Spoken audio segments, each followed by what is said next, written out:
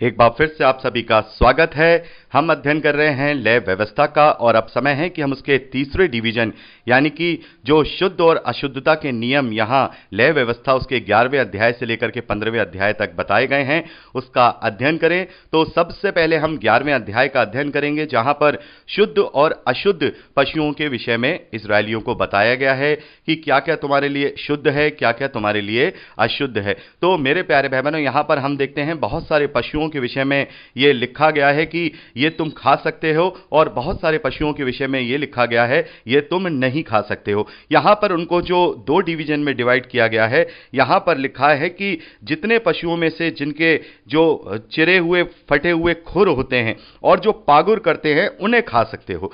मेरे प्यारे भाई बहनों, आपको मैं बताना चाहता हूं, जैसे कि आप बकरी को देखेंगे तो आप बकरी के जब पैर देखेंगे तो उनके जो पैर होते हैं उनके चिरे हुए खुर होते हैं, यानी कि दो खुर होते हैं। और यदि आप घोड़े को देखेंगे तो घोड़े के चिरे हुए खुर नहीं होते बल्कि एक ही उनका जब आप पैर का साइज देखेंगे तो उनका पूरा खुर एक होता है। और जो पागुर करना, यानी कि आपने बहुत बार देखा होगा जो भैंस हैं उन्हें कभी आपने चारा खाते हुए देखा होगा तो वो पागुर करती हैं, यानी चबाती हैं और मुंह से उनके झाग आने लगते हैं, उसे पागुर कहते हैं। तो यहां पर लिखा है कि जितने भी पशु पागुर करने वाले हैं यानी कि घास खाने वाले हैं, सीधी तौर पर कहा जाए घास खाने वाले जितने पशु हैं उन्हें आप खा सकते हो बशर्ते उनके पैर चिरे हुए हों। क्योंकि जो घोड़ा होता है उसको हम देखते हैं वो घास तो खाता है लेकिन उसके पैर चिरे नहीं होते, तो इसीलिए यहां पर हम देखेंगे कि जो घोड़ा है वो यहां पर बताया गया है कि इसको जो इजरायली हैं उसका सेवन नहीं कर सकते हैं।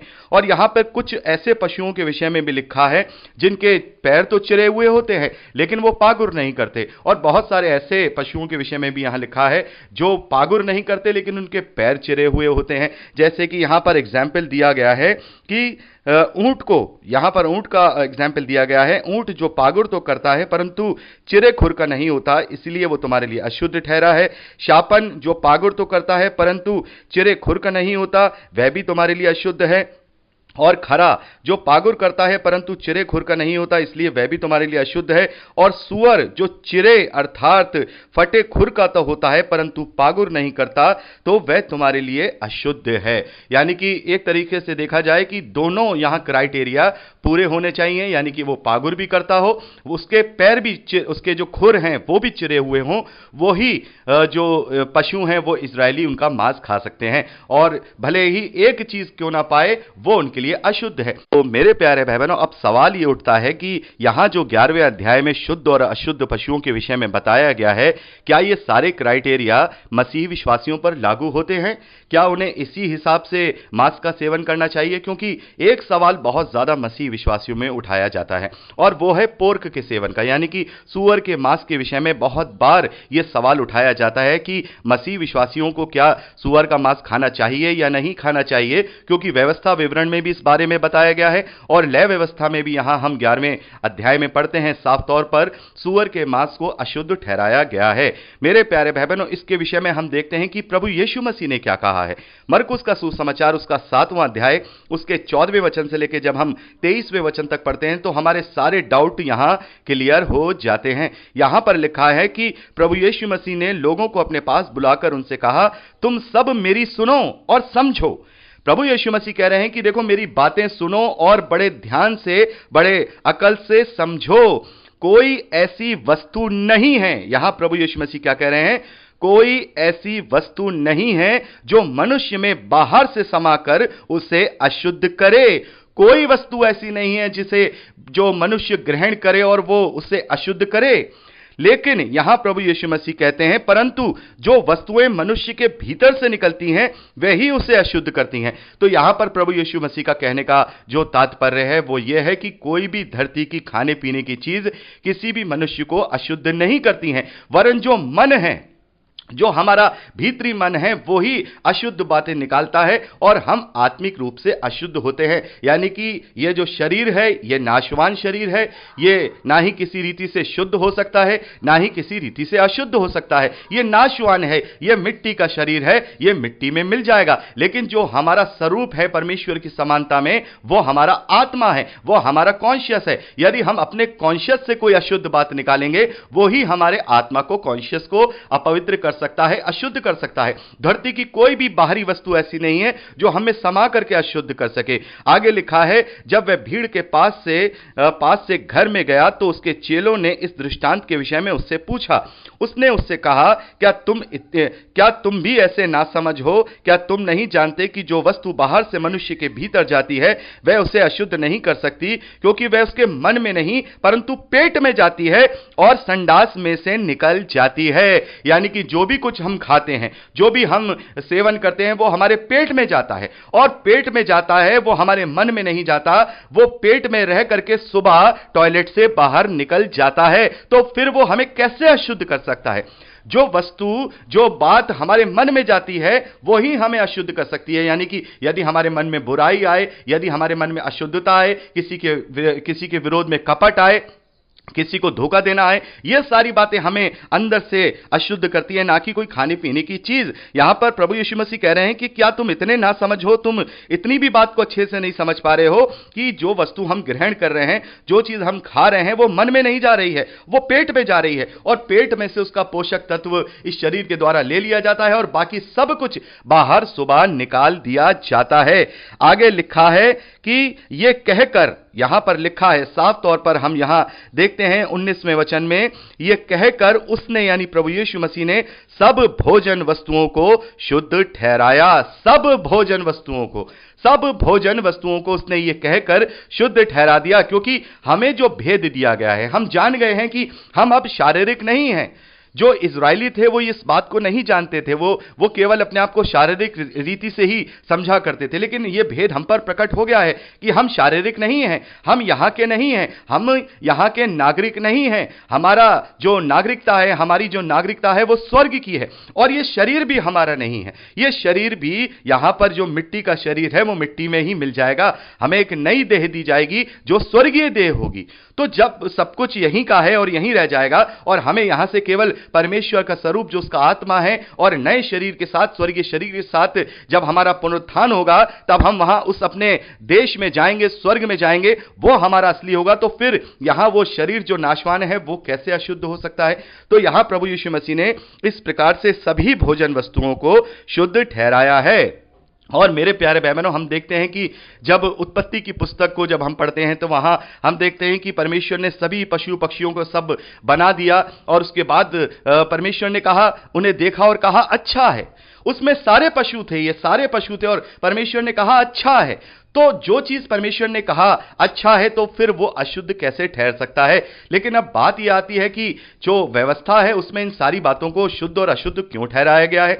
मेरे प्यारे भाई बहनों, इसके विषय में मैं आपको बहुत विस्तार से बता चुका हूं कि परमेश्वर ने उन्हें बहुत ज्यादा बाउंडेशन में बांधा है, ताकि वो परमेश्वर के नाम को, उसकी व्यवस्था को, उन सब बातों को संजो के रख पाएं, उसको संभाल के रख पाएं। और यही हुआ। हम परमेश्वर का धन्यवाद करते हैं कि 1500 साल तक वो व्यवस्था संभाल के रखी गई। चाहे कितने भी राजाओं ने उन्हें लूटा पाटा, उन्हें जो उनका शहर था वो तोड़ दिया, उन्हें इजराइल से बाहर निकाल दिया, लेकिन यहां इतने जो स्ट्रिक्टली जो उन्हें बांधा गया था, इसके कारण वो उन सब बातों को कभी भी भुला नहीं पाए, और वो अपने आप को परमेश्वर की प्रजा मान करके जीते रहे और इन सारी चीजों को संजो करके रखे रहे। तो यहां पर हम देखते हैं कि जो मसीही विश्वासी हैं उन पर यह आज्ञा लागू नहीं होती, जो कि हम इस लय व्यवस्था 11वें अध्याय में पढ़ रहे हैं, शुद्ध और अशुद्ध पशुओं के विषय में। यानी कि जो मसीही विश्वासी हैं उनके लिए सारी भोजन वस्तुओं को शुद्ध ठहरा दिया गया है। लेकिन फिर भी मेरे प्यारे भाई बहनों, जैसा कि पौलुस हमसे ये कहते हैं कि जो व्यवस्था है वो हमारे लिए शिक्षक ठहरती है, तो कुछ सोच समझकर ही परमेश्वर ने यहां ऐसे पशुओं को प्रतिबंधित किया है। शुद्ध और अशुद्धता के कारण नहीं, इनके अंदर जो कुछ ऐसी बातें पाई जाती हैं जो मनुष्य के सेवन करने के लिए, उनके शरीर के लिए वो सही नहीं है, इसीलिए परमेश्वर ने इन सारी चीजों को मना किया है। जैसे अब घिनौने पशुओं के विषय में देखें, जैसे सांप है, बिच्छू है, ये सारी चीजें घिनौने हैं, तो इनके अंदर जहर हो सकता है, तो परमेश्वर ने इस वजह से इन्हें मना कर दिया कि इन्हें मत खाओ। अब जैसे हम अब पोर्क के विषय में देखें या हम घोड़े के विषय में देखें, बहुत सारे ऐसे जानवर हैं जो अब जैसे अब चील है, वो चील अब मांस खाने वाली है, वो हमारे लिए अशुद्ध हो जाएगी क्योंकि उसके अंदर, उसके जो पेट में, उसके अंदर जो विषाणु होंगे या हम कहेंगे जो बैक्टीरियाज होंगे, वो मनुष्य के लिए ठीक नहीं है। जिसका ताजा उदाहरण हम ये देख सकते हैं कि अभी इस पूरी धरती पे जो ये वायरस फैला हुआ है, कोरोना वायरस, और हम सब जानते हैं ये सब चमगादड़ के खाने से ही फैला है। यानी कि परमेश्वर जानते हैं कि ये तमाम तरीके के जो पशु हैं ये अपने अंदर इस बीमारियों को लेकर के घूम रहे हैं, तो ये मनुष्यों में ना फैले, इसलिए उन्हें अशुद्ध ठहरा दिया गया है। तो मेरा मानना यह है कि भले ही हमारे लिए शुद्ध है, हम इन्हें खा सकते हैं, इनसे खाने से हमें कोई पाप नहीं है। मेरा कहने का मतलब यह है कि अगर हम इन्हें खाएं तो हमें कोई पाप नहीं होगा। लेकिन यदि हम इस व्यवस्था की बात को सीरियसली लेकर इसका पालन करें तो उसमें बुराई क्या है? हम अगर खा रहे हैं तो कोई पाप नहीं है मेरे प्यारे भाई बहनों।